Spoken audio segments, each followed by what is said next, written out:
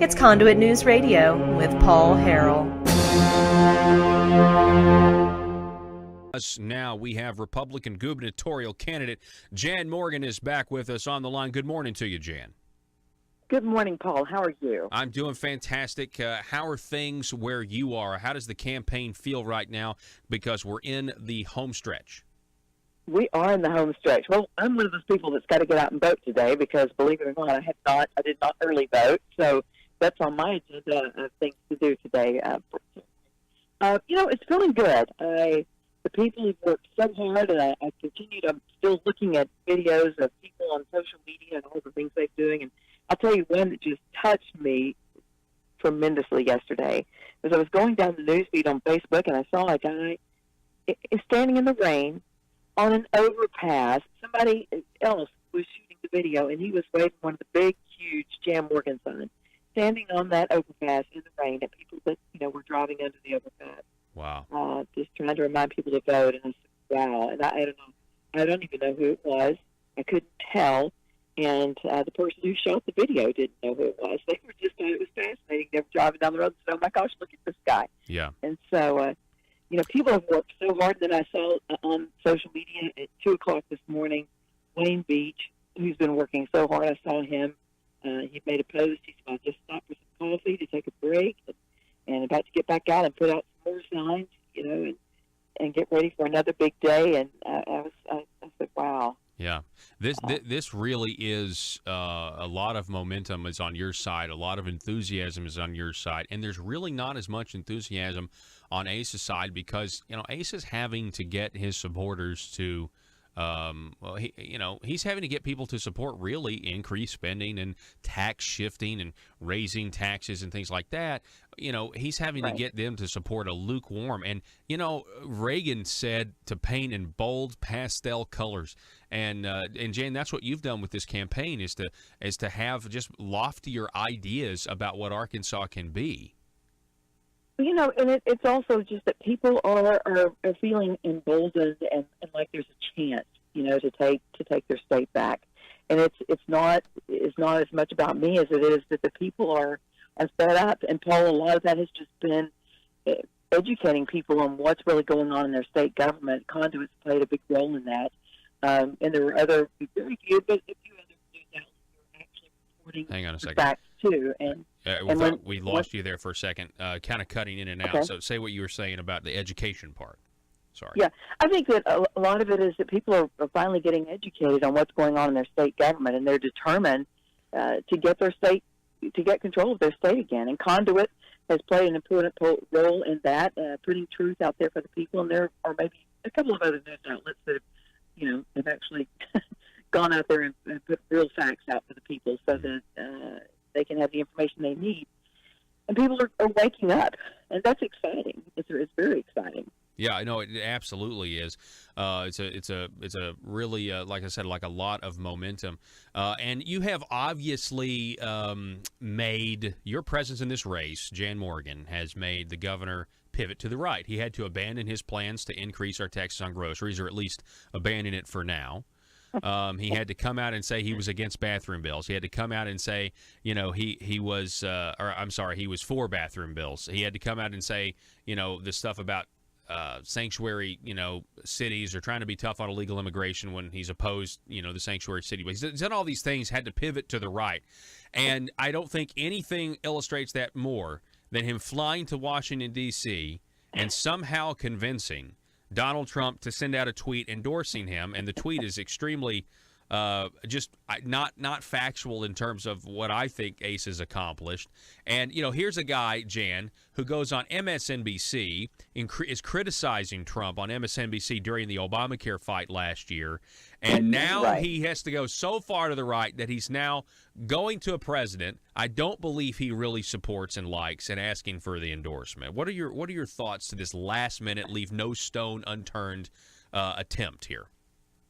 You just have to sit there and laugh when I found out yesterday that he was heading to Washington, D.C. I thought that's immediately what I thought. I said, I know what he's doing. He's going to D.C. to grovel and beg an endorsement from President Trump. And, the irony of it all is that here he was, the final day of the election, and he is rushing off to D.C. to grovel and beg for an endorsement. And where's Jan Morgan? Jan Morgan is still in Southwest Arkansas with the people, talking with the people and listening to the people. So I think that speaks volumes about the desperation of his campaign. That he needed something to help him, pull him over the top and help him win this race. And then also at the same time, I was looking at the invitations, and someone pointed out to me the invitations for our watch parties. Mine says you're invited to my watch party. His says you're invited to his victory party. So, I mean, just the arrogance of it all. It was fascinating. And to build on that arrogance, you have the chairman of the Republican Party, Doyle Webb, sending out a fundraising letter that says that we have great candidates on the ballot, like Asa Hutchinson, mentions no one else, and is promoting Asa, trying to raise money like the primary's already over. I mean, and so, you have just been really, the establishment has tried to shut you down from day one here.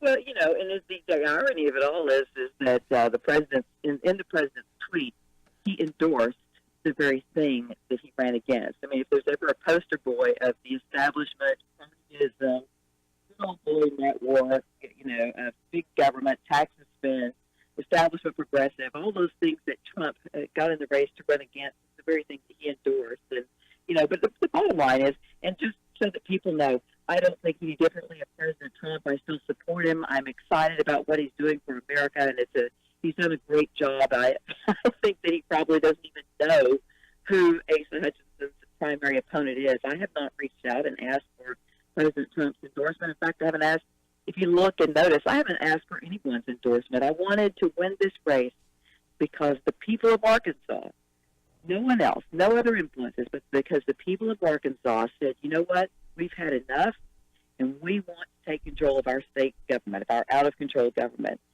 And if we win, what a sweet victory it will be. And the bottom line, Paul, is doesn't matter whose endorsement you get. The end of this race is already written. It was written before it was ever started. That God's in control, and what's meant to be is meant to be. Yep. And I don't know if it's that Jan Morgan will be governor or not, but I know that it was definitely God's will that I got in this race. And the people of Arkansas have certainly become educated about our state as a result of my presence in the race. And in the end, that's already a victory. So yeah, you are exactly right, and that is the perfect perspective going into this evening. That it already has been written.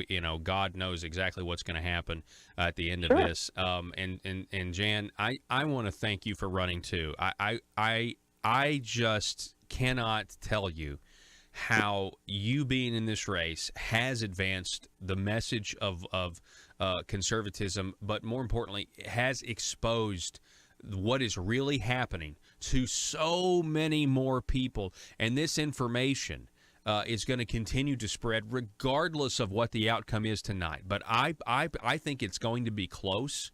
And I think that the people need to get out. They need to go vote, and they need to see where the chips fall and let them fall where they may. But do you agree with what's going on? Then you know who to vote for. If you don't agree with what's going on, then you are the obvious anti-establishment, anti-status quo choice, and I'll give you the last word. Yes. Well, Paul, that you have to look at the end goal.